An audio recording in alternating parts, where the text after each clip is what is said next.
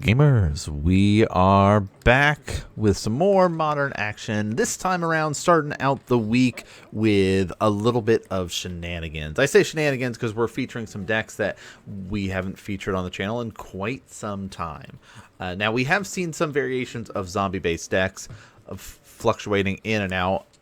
This player in particular has been trying out different versions, doing the Orzhov zombies, trying out the Golgari zombies. So I thought this would be a fun one to be able to show off. We've also got a newer version of Necrodominance. Necrodominance every so often will pop up 5-0 a league, do well at some locals and stuff like that. It is a glass cannon deck and does have some fragility with it, and it also has some explosiveness. Now, it is technically a Golgari versus Golgari because there's some green in the deck, and we'll see if that does come up with the way it's going to be doing. If anybody is familiar with the old school Grizzlebrand Nourishing Shoal deck back in the day, basically you would use Nourishing Shoal to pitch a really expensive green cost creature. Usually it's going to be the World Spine Worm, which is like 15 life that you'll be gaining off it, or 11 life or something. It's something crazy. I think it's a 15-15. So it's like a huge swing, especially when you're sitting here and being like, well, I'm going to draw basically my whole deck off of Necrodominance. That helps out. But the other side of things, Golgari Zombies is going to be, relying on things like Citrus Supplier. It's going to be getting some value off the graveyard. Like, here's a Gravecrawler here. This version of it does have a little bit of Infect sprinkled into it. Now you can see there's an Ink Moth in the graveyard. I don't know if we are going with our, like, how much Infect we're going for. Daughty Voidwalker does mess things up a little bit. Because, anytime that you're going to anytime that you're going to be playing a creature and it's going to die, that you're like, oh, well, here's an Undying effect, or here's Gravecrawlers and stuff that are going to be trying to come back, they're not going to be able to. But I'm wondering, because we've got the Ink Moths, because we've got zombies, are we running the Phyrexian Crusaders? Phyrexian Crusader is surprisingly powerful in today's meta. If you have been following along and know anything about the modern meta, you know how popular Boros Energy. It still makes up above 20% of the meta win percentage deck-wise. Does extremely well online, does extremely well in person. So, having a Phyrexian Crusader that has protection from red and from white is actually very, very useful in a world of, Boros Energy. But 3 mana, it is a little bit more expensive. It doesn't seem to be like all in on the Infect plan. It does seem to be more of like a zombie aggro list. But this is one of these cool things that I love to be able to show off in the channel, because Modern is such a diverse format that people can sit here and brew and play different things and just kind of have a blast. But hey, that's going to be a bit of a problem here. We've got a Soul Spike going to be pitching these 2 black cards here. And that one is a Golgari. You see this crazy green high cost stuff. That's for that Nourishing Soul stuff we were talking about there. Gravecrawler, of course, is going to be eaten up, put into the kind of exile, but underneath the Daughty. It's got that void counter on it. But that big point of utilizing that Soul Spike when we did is to be able to flip Sorin, and now we can sort of basically clear the board, right?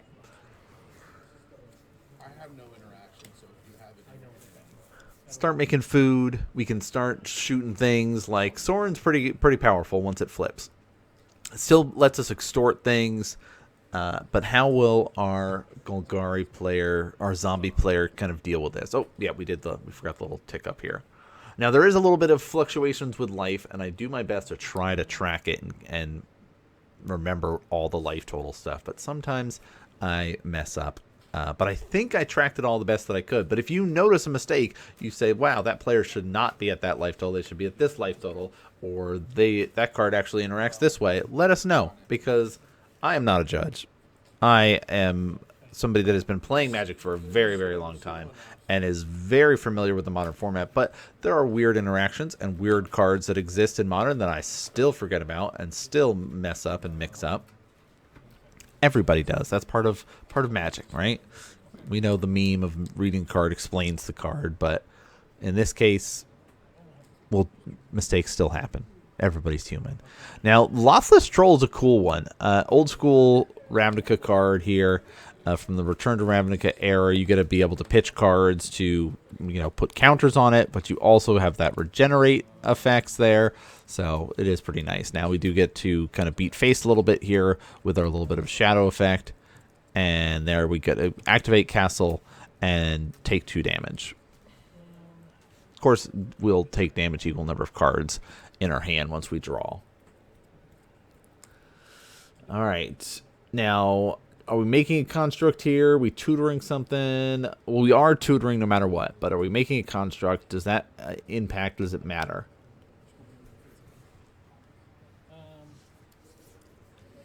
I mean, the trade-off by making a construct is it basically prevents you from casting any of the things in your hand. So you have to sit there and do that debate. Are the things in my hand actively going to be useful? Are they just fuel for my Lothless Troll? I don't know. We're going to see. Oh, looks like maybe we were debating. No, all right. We'll float a colorless here and do our tutoring. I see. What do we get?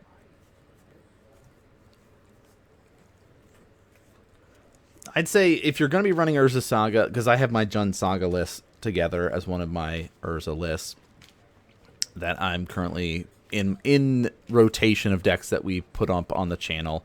A Vector Asp, a 1/1 artifact snake that you pay a black and give it infect. Now that is a sneaky include. I was going to say most people are running things like Shadow Spear, Basilisk Collar, Pithing Needles, the boots that give Ward 1 and haste. What are those called? Lava Spur boots, right? Like these types of effects. So I was not anticipating the infect, but knowing that we've got the Walking Ballista, we have the Aspen here, the deck does run the Agatha Soul Cauldron. So having this in here to basically give all of your zombies infect is a really sneaky move that I like a lot, actually. You just run a 1/of in the deck. If it dies, oh well, Agatha Soul Cauldron can start turning your creatures into, infect creatures, essentially. Pay 1 black, no problem. But this is going to be a problem. Veto is in here. Thorn of the Dusk Rose. So this is the adaptation that we've been talking about here with the Necrodominance. Whenever you gain life, target opponent loses that much life. Now, of course, for being able to start killing off some creatures, no problem. Swinging in the Dothy. Again, the Shadow makes it so it can only be blocked by other creatures with Shadow. Yeah, now if you're using Nourishing Shoal with Veto out, you basically kill somebody. That's really cool. I like that line. Now, again, we do have content coming out every Monday and Thursday for everyone to be able to enjoy with our weekly commentary as well as our Saturday content coming out. We, of course, have our 2 VODs that are coming out. One just hit with our Commander game. Of course, next week will be our next Commander stuff. And then we're going to be starting to do some Modern Leagues. We'll start out with a Affinity, blue-white Affinity list that you're going to be seeing. We'll be seeing some Jeskai Control stuff coming out soon. You'll be seeing some. Probably we'll do a Jeskai Ascendancy League at one of these days. But let me know if there's other decks that you'd want to see on MTGO, and because there's some cool leagues and cool decks currently in Modern that I'm having fun with. Also, we're debating about doing a couple more Legacy leagues, especially as it gets closer to summer, and we could start kind of streaming up a little bit more with a little bit more free time. We are going to be doing a lot of traveling this summer, so Vegas is going to be one of the big events. We have not been to the West Coast yet, so we're looking forward to going out there and seeing what that's all about. Because, yeah, based on the way things are looking, down to 4 life, we're just going to scoop it up there. We kind of were reading the room, if you will, and doing less commentary of that match because, sometimes that is how the matches go. But now we got to go into sideboard. We do cut out the sideboard stuff. That's just sort of one of the things we do because it's, you know, dead space. We don't get to see necessarily what cards players are bringing in. Maybe one of these days we'll do like an actual sit down and, you know, write down notes and actually just sit there and follow along with the recordings, because I'm playing in the weekly matches because these games are recorded up at our LGS every Tuesday for our Modern event, which is at Comic Kung Fu. In case anybody is interested in coming out and playing Modern, you know, you can be able to do that every Tuesday night. But I'm playing in those events, so I'm not following along and watching and monitoring. We don't have like the judge sitting at the table, if you will, every single round. So it's definitely one of those interesting situations where, you know, people might make mistakes. People might be playing and sideboarding cards that I just wish that I could see what they were doing, but I don't. That's okay. All right, so here's a Priest of the Forgotten Gods. A little bit, we see kind of a little bit of aristocratic style added into the zombie list as well. Also helps us kind of pop our Stitcher suppliers and other things, just kind of get extra value here. So I don't mind the idea of having some of those in there, but I think there are, like, if you're looking at cards to upgrade and update for the Golgari zombie list, I would say that would be one of the ones to adjust. But okay, we saw the turn 1 Urza Saga. The more that I play with Urza Saga, the more that I hate playing it turn 1. You know, I have my Hardened Scales list, I have the Jund Saga list.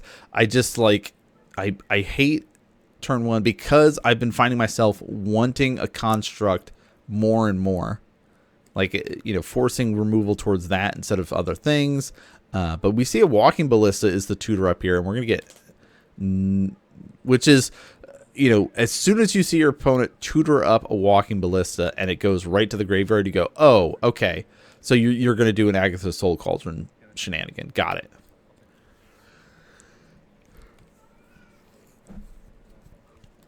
Dauntless Troll coming out again.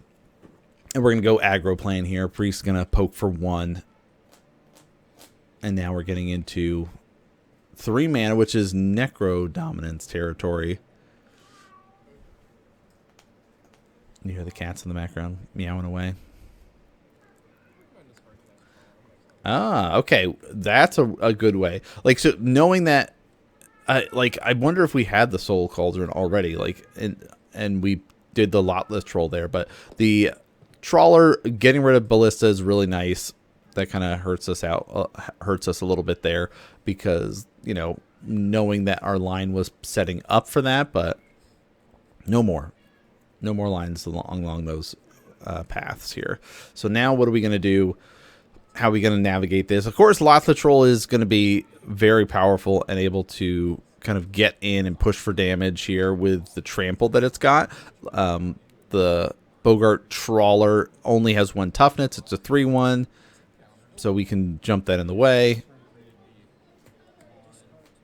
Discarding 2 cards, making it into a 4/3. Still would die, but we can just regenerate it, and we're not worried about it. So yeah, spending our mana that way. Couple dead cards, and oh, the Asp went to the graveyard again. So we're setting ourselves up again for an Agatha's if we can get one.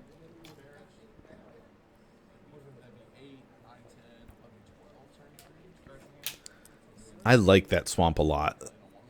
The Kimigawa. I mean, Neon Dynasty had some of the best lands. So, you know, whether it was utility lands or the full art lands there. And that swamp too. I don't know. Like, I prefer the 2 swamps on the Necrodominant side compared to the purple, black, and white Innistrad one. But, you know, flavor-wise, you're playing zombies. You want, like, Innistrad land kind of tracks with what to do. But, all right, Necrodominance coming out here. So, you don't get a draw on your turn, normal draw step. Your maximum hand size is 5, but you can pay life when you are like at the end step to draw cards equals the amount of life that you pay. And if a card we put into the graveyard from anywhere, it's exiled instead. Well, specifically your cards, I guess I should specify there. So we'll draw 2, go to 14, sit at 5 cards in hand. All right, Urza Saga ticks up. Could make another, could make a construct here.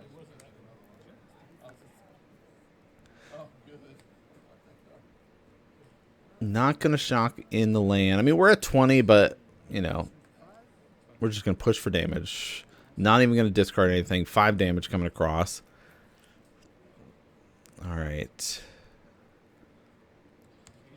Ooh, Grafdigger's Cage. I mean, we saw the Grave Crawlers and stuff like that, so that makes sense. Sorin coming out as well, so a little bit of lifelink, a little bit of extort action.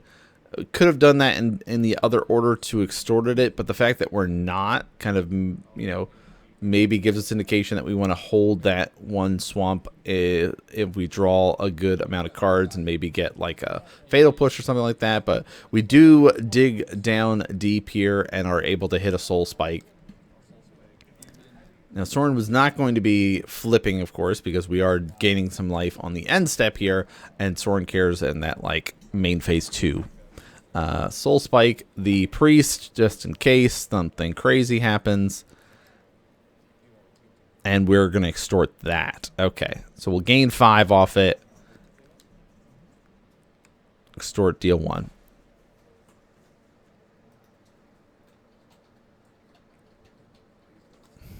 Yeah, extort mechanic's a cool one. It's such an Orzhov mechanic, right?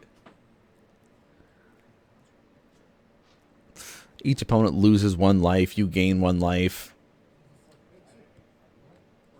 All right, so our Orc army here counts as our construct.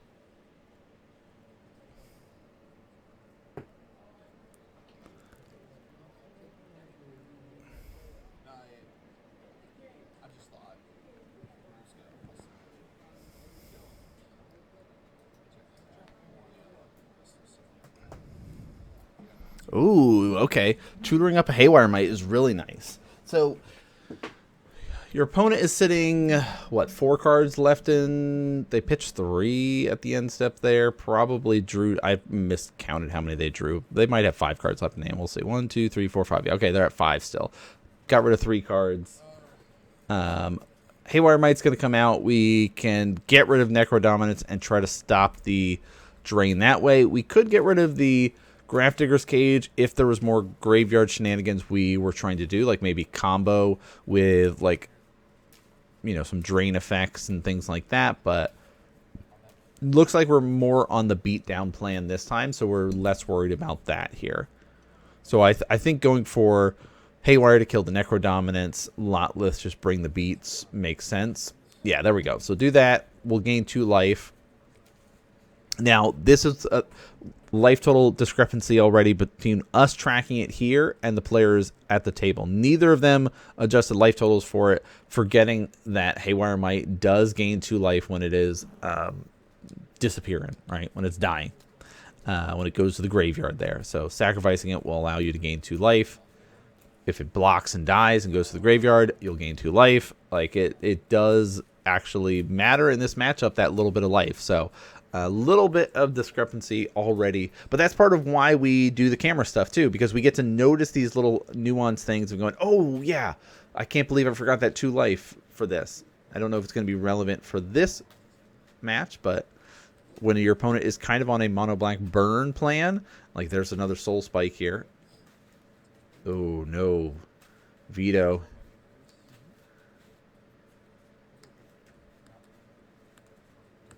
Pitching, going for the soul spike, and hitting face here. So basically that's saying 8 damage to you, and I'll gain 4.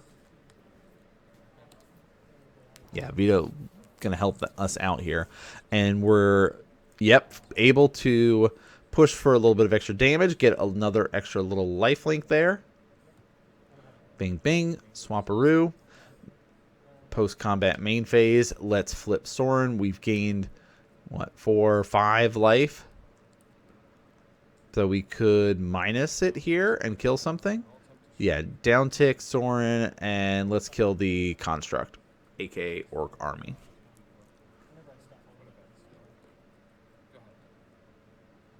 All right, no.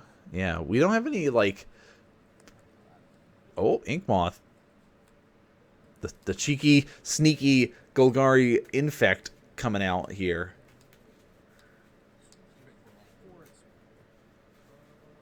We going face?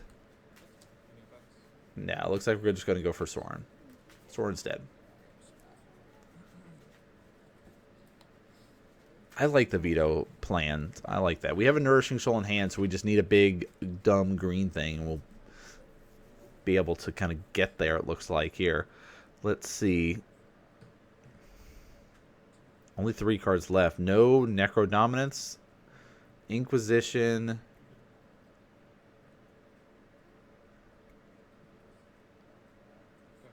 Yeah, Inquisition, Nourishing Soul, not much else. So you want to hold the Nourishing Soul if we can help it.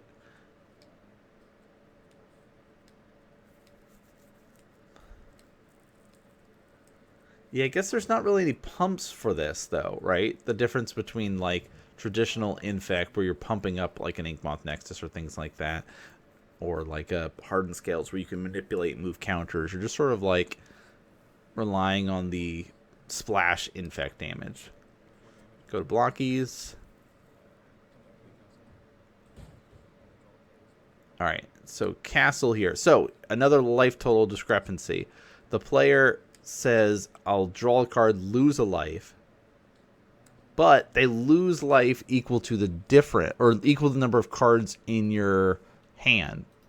So little bit of life total. Again, you know, maybe you're normally drawing it when you have 1 card or 2 cards or something like that. So you're like, oh, not that big a deal. But in this case, it does matter a lot where your deck is running a Necrodominance and you're trying to gain a bunch of life and draw a bunch of cards. Like here, where technically we're at 1, even though...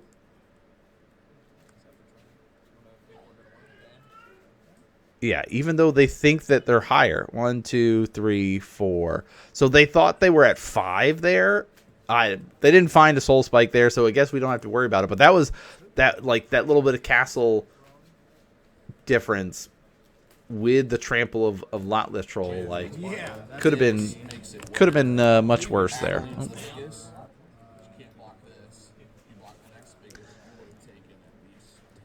All right, game number 3. We got to see the Golgari Zombie beat down with Lotless Troll. We got to see some big life swings there with Soul Spike and Veto. And starting it off with a Leyline of the Void to kind of put a stop to whatever shenanigans that our Golgari Zombie player wants to be able to do. No grave crawlers allowed here, looks like.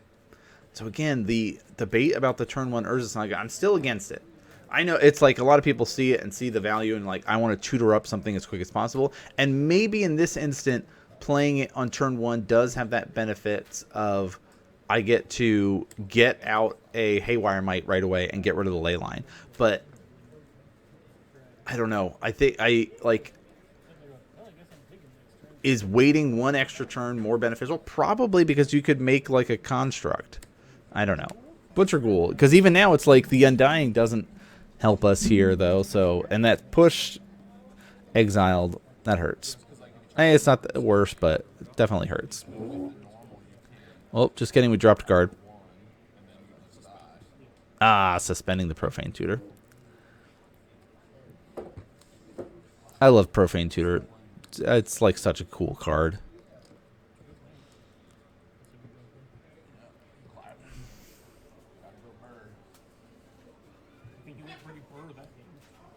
I've thought about making like a Sultai value deck with like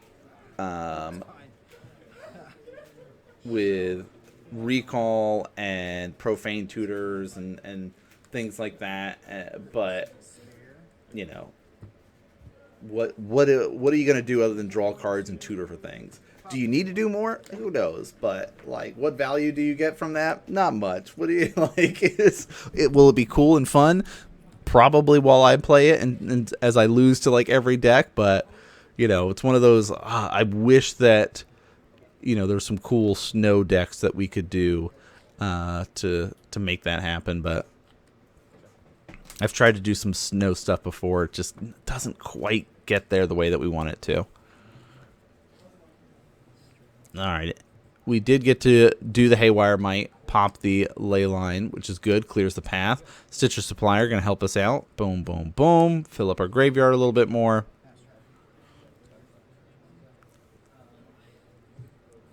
Carrion Feeder, Haywire Might, Necrodominance. All right. He says you're going to go to 1? No. Early on, we can just kind of draw up. We'll draw 5 cards, pitch a couple.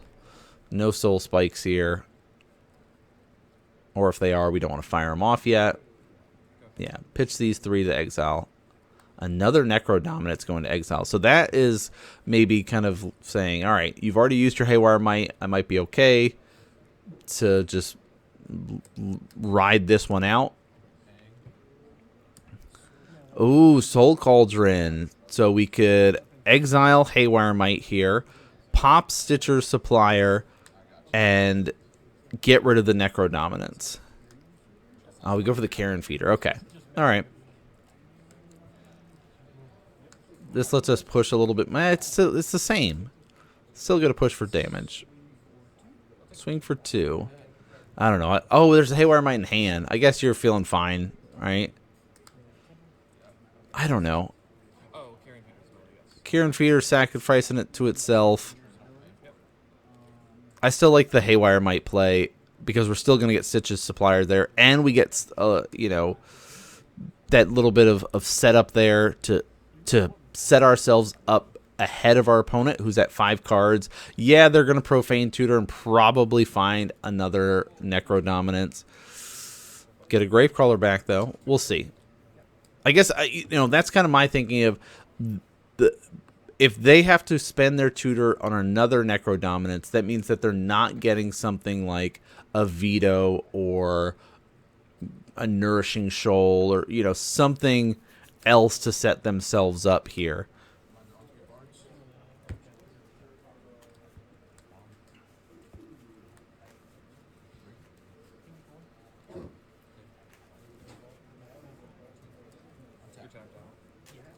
You're tapped out? Yep, we're tapped out. Holy mother of God. What do we got? Veto? Did we tutor for Veto? Yeah, there's the Veto. Thorn of Dusk Rose. Nope, not an Esper Sentinel. That's pretty good. Time to move to main phase 2. Main phase 2. Nourishing Shoal for 12 big swings. Okay, so that's the big thing. So we saw a giant dinosaur there. Should be a World Spine Worm for that 15 swing, but 12 is still a huge swing in our favor. So now we get the Necrodominance, and you could be like, I'll draw 20 cards. Now, there was a 2-life discrepancy at some point there, and he said, I'll draw 26 cards or something like that. Yeah, draw 26. Technically, they should have drawn 24. The last 2 cards don't actually make much of a difference, but there's the Soul Spike. There's another Nourishing Shoal going off. Another Soul Spike. So we get, 4, 8, 12, 16, plus another 12, 29 damage in one turn. Oh my gosh. I like that. That's very cool. I don't have any of the Necrodominance pieces except for, Dothies, the Bogart Trawlers, Profane Tutors, and Nourishing Shoals, and World Spine Worms, I guess. So I have some of that. I don't have the Vetoes. I don't have Necrodominance. I don't have a lot of that stuff, but that was very cool. I'm, maybe one of these days it'll be another deck that I decide to build. It's going to be a while, though, before I go for something like that, because I'm all in on the blue adventures right now. So, but that was very cool. We got to see kind of a new version of Necrodominance, and like Veto is, fits right in perfectly with that deck. So that was very cool to see. Both players seemed to, we did get to see, okay, so there is Phyrexian Crusader in this Golgari version of it too. Now we get to see a little bit of the sideboard stuff. Keep the camera running so y'all can see. Basically the anti-graveyard stuff, plus calling rituals, because we got to see a lot of the kind of low to the ground spells and creatures that were hanging out there. So very cool to see the Necrodominance stuff there for everybody. Hope you all enjoyed it. Again, that's going to do it for this episode. Got to see kind of the newer decks, some different decks on the channel, but that's going to do it for us here today. Make sure you guys are checking back every Monday, Thursday, and now Saturdays for more gameplay action. But thanks so much for tuning in and watching, everybody, and I'll see you all next game.